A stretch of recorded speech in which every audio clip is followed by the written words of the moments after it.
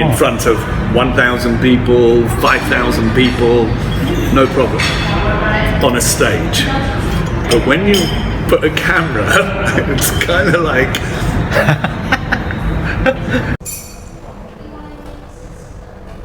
So which camera should I be looking at?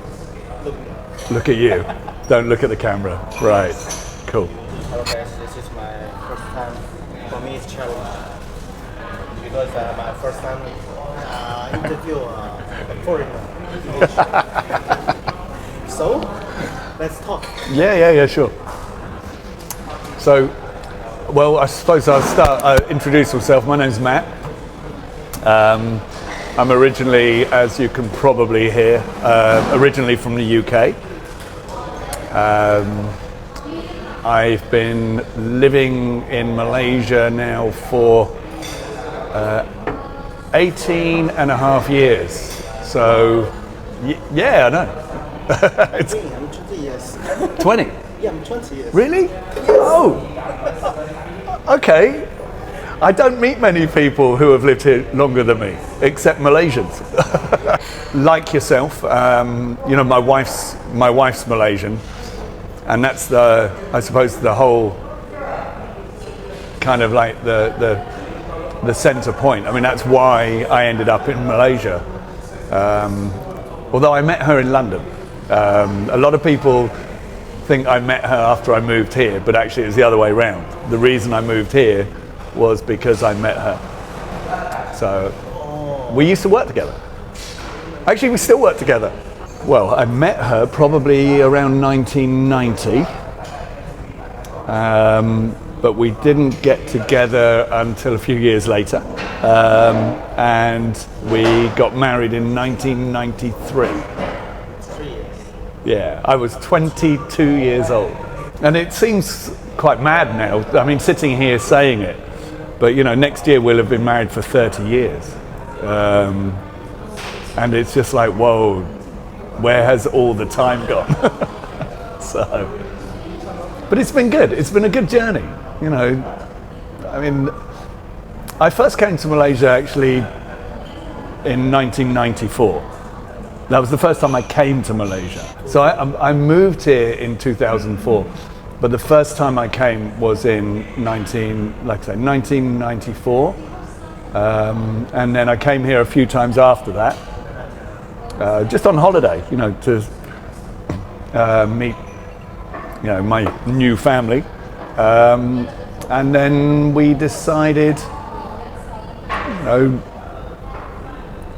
I can't really, I mean, there wasn't really an exact reason why I decided to leave, but I just thought it would be a bit of an adventure. And, you know, I mean, life's very short, and I think it's great to actually experience different things. So, yeah, so we got on a plane, and to be honest, I didn't really know what it was going to be like. But it's been really good. I mean, I love living here. I don't know about you. I mean, yeah, I don't leave. it's a really easy place to live. I mean, and it's unique. You know, I mean, in Southeast Asia, it's the only place really where you don't really need to be able to speak the local language, which is good because saya cakap sikit bahasa, tapi bahasa saya tak begitu fasih. Wow. So better if we keep doing this in English. Oh, that's cool. So, what kind of business do you do? I do hair. I'm a hairdresser. I work for a company called Tony & Guy. It's an international brand from originally from London. That was where the first salon was set up. It's been going since, what would that be, 1960? Oh my God, I better get this right now, because if they see this, 1963 the company started, I believe it was. I joined Tony & Guy in 1990, so I'm still with them. Great company, you know, most innovative hair company in the world. I used to work. I worked in the salons in London. I worked in the academy in London. And then when we left and came here, I did some work with Tony and Guy in Singapore, and then opened up my first salon here. Oh, I don't know, 2006. 2006. Or was it 2007? I don't know. Very famous. Yeah. No, I know. Yeah. Indeed. And very expensive. We're not as expensive. Just want to say that. But no, it's it's about quality. I mean, that's what we pride quality over quantity. And it's a bit like going and buying a suit. You can go into a shop and get one, and you get a good suit. You get it off the shelf, but it's never going to feel as nice as the one that you had made for you, that exactly specifically for you. And that's what we try to, do with hair. Work with the individual, like a tailor-made, bespoke hair service. Yes, sir. You wanna? Yeah, I'm looking for my friend. How many of them? One. You check outside. Maybe they are Outside. outside. I'm not really sure. Okay. Oh, Then- yeah. Oh. Okay, thank you so much. Thank you. The lady. No, lady, the man. Men? Eh? No. Yeah. Yes. Okay, he's coming. He's coming, yeah. Yeah. You know what? I give you the Because- corner one. Yeah, because I want to make some interview, so I need a quiet place. Quiet place. Yes. I give you the what's that corner? How Okay. much is more? Okay, thank you. So yeah, I've got one son. He's good. He's I think anyone that has children will know that it's never easy. But he will be 20 this year. He'll be 20 actually next month. So he's not small anymore. 20 years. Yeah. He's 20. He will be 20 in December on the 13th. Sorry. How old am I? Too old. I'm 52. Younger than me. Yeah, right. No, but no, it's he was 1 year old when we moved to Malaysia, just over one, I think. But he was born in the UK, so he has British passport. But in all other respects, he is Malaysian. I mean, he's grown up here. He's only, he's never lived in the UK. So, school-wise here, he did actually go to an international school. And, he had a mixture of, teachers from not just foreign teachers, but also Malaysian teachers. And overall he had the education was really good. But Ollie is my son's name. Ollie is a very independent person, and he has his own mind. So he decided not to actually go on to further education in the conventional manner. He trades. He trades the Dow Jones, Nasdaq, Forex, and he's been learning about that now for the last few years. And we're getting there. I think another 5 years he will be out earning me. I'm just thinking, what's your son look like? He actually looks, right, when people see him, they actually say he is almost 50-50. You can see me in him, but they can also see my wife, Jen. Yeah, that's true. So, but it's very, very balanced. Oh, Very balanced. 50-50. Yeah, 50-50. That's what everybody says. Is that picture? Do I have a picture? Yeah. Oh, okay. Let me have a look. Because I've got to get the right one. Because if I don't, he will not be happy. You know what they're like. You know what they're like. So I've got to find. So just bear with me. You know how it is. Too many pictures. Let me see. A recent one. Okay. So that's my son.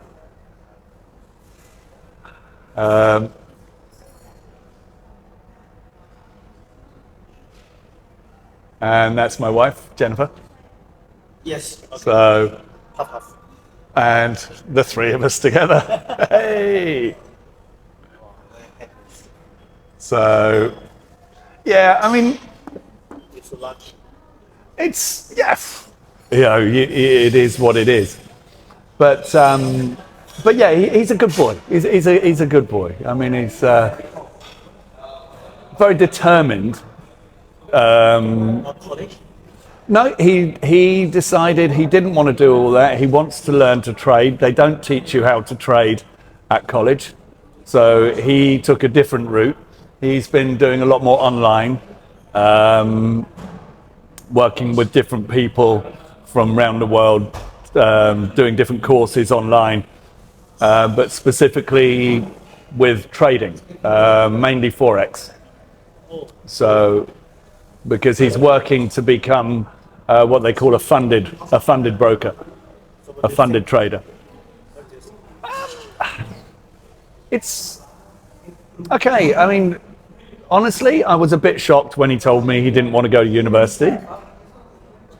Part of me would have liked him to go to university, but it's his life, and I think it's very easy as a parent to impose your opinion on your children. I mean, he's my child, but I don't own him. But no, he's proving me wrong. I wasn't sure, but I'm becoming more confident. Like I say, give it another 5 years, maybe even less than 5 years. He'll be out earning me. I know this. Me? Yeah, it's a difficult one. I mean, I did the same. I mean, I was meant to go to college, meant to go to university.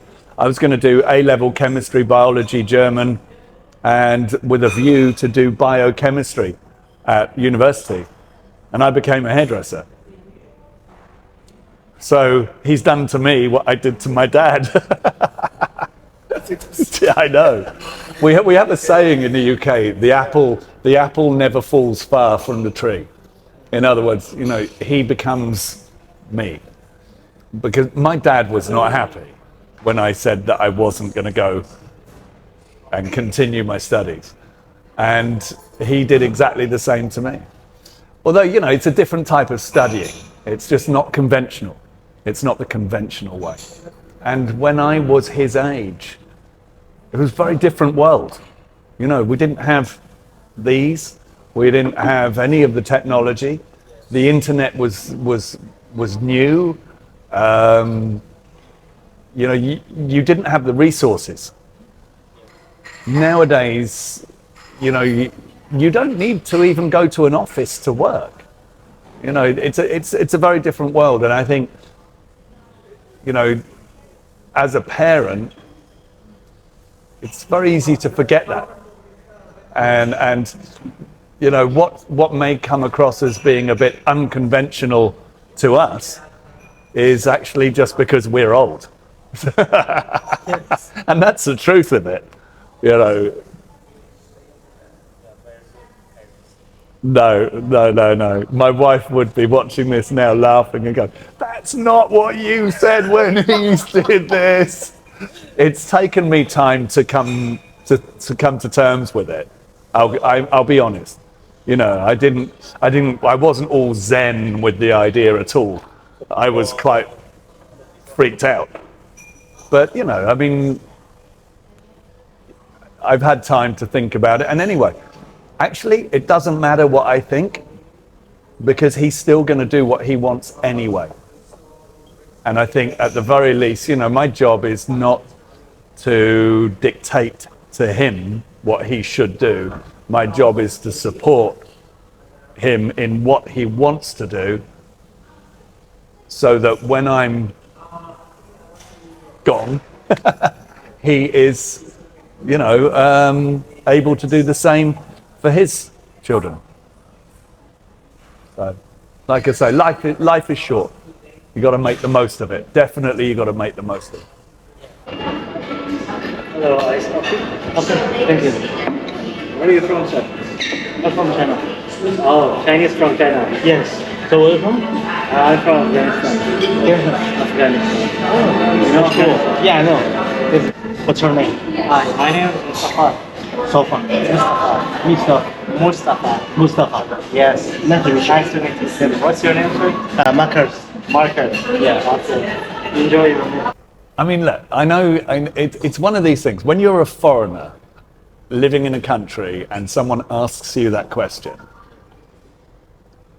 you know, it's a bit of a strange question because if I say, oh, I really love it here, people are going to go, oh, yeah, but of course you're going to say that. But look, I've been here for 18 and a half years. If I didn't like living here, I wouldn't be here. I love Malaysia. I think Malaysia has so much more to offer. It's more diverse.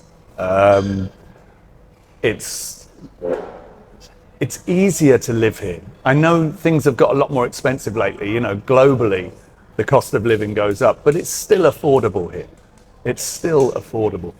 And there are many opportunities here that don't exist in countries which are perhaps more developed. You know, I think there's good and there's bad everywhere. And if you want to see the bad, that's all you will see. But I don't like that. I want to see the good. There's good in everything.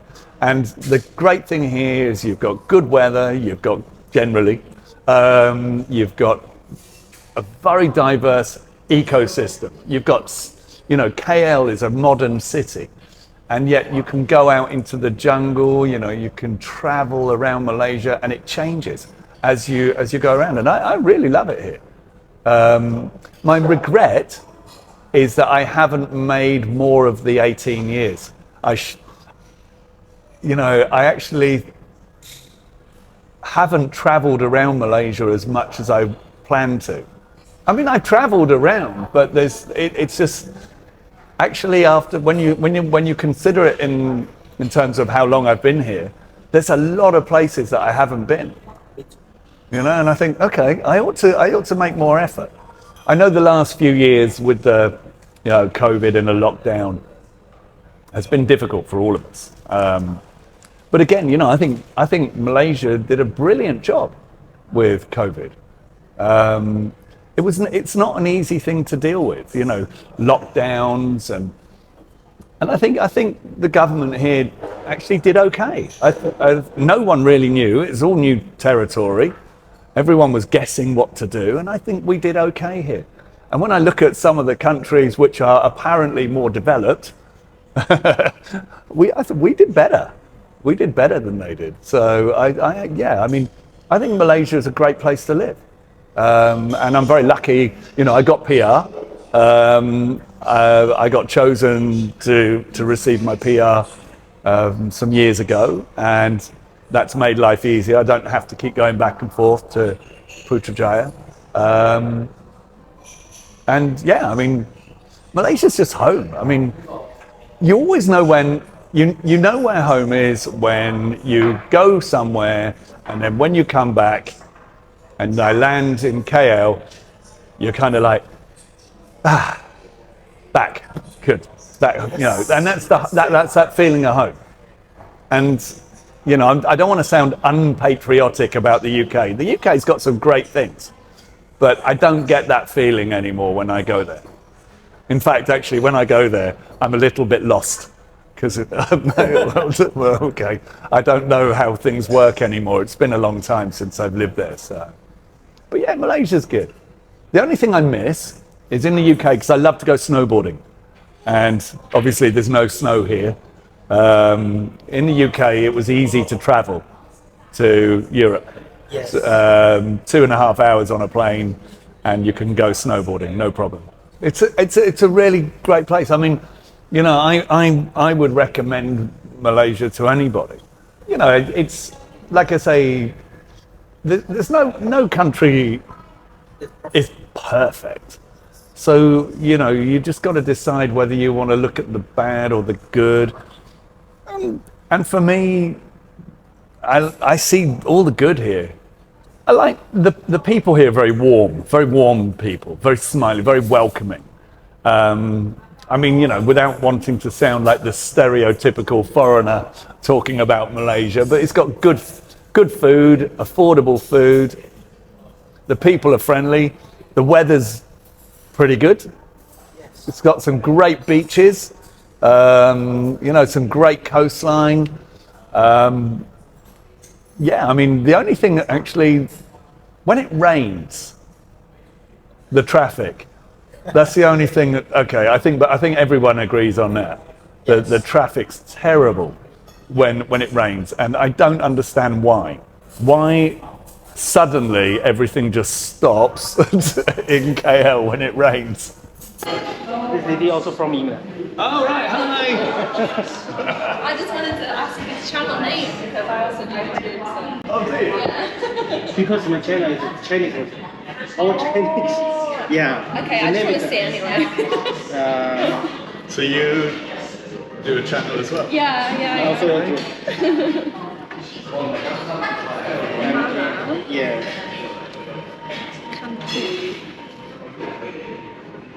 This one? Yeah. Oh, nice. Oh, we've got lots.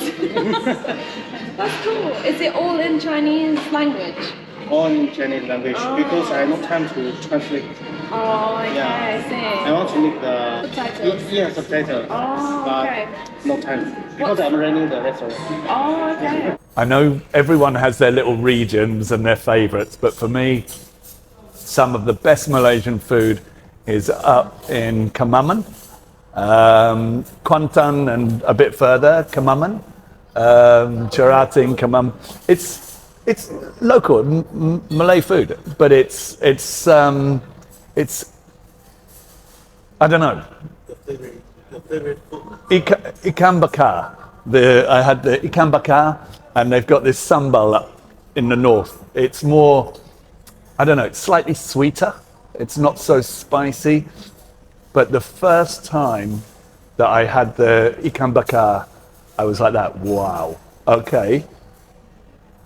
And the thing is, you don't need to go to a fancy restaurant here to get good food.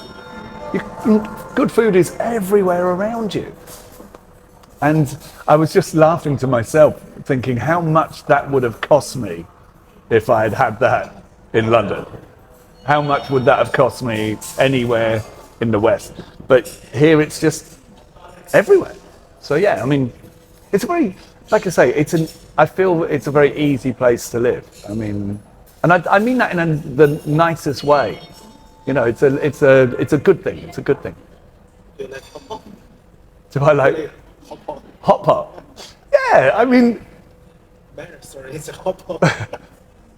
I like, you know, to be honest with you, when it comes to food, there's most things. I'll always try something.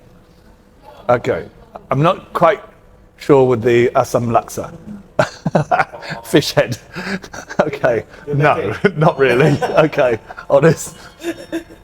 There is a fish head in the middle of the bowl. Probably not my thing. But you know, I'll try. I'll try everything at least once. I've probably said too much anyway. So I don't know.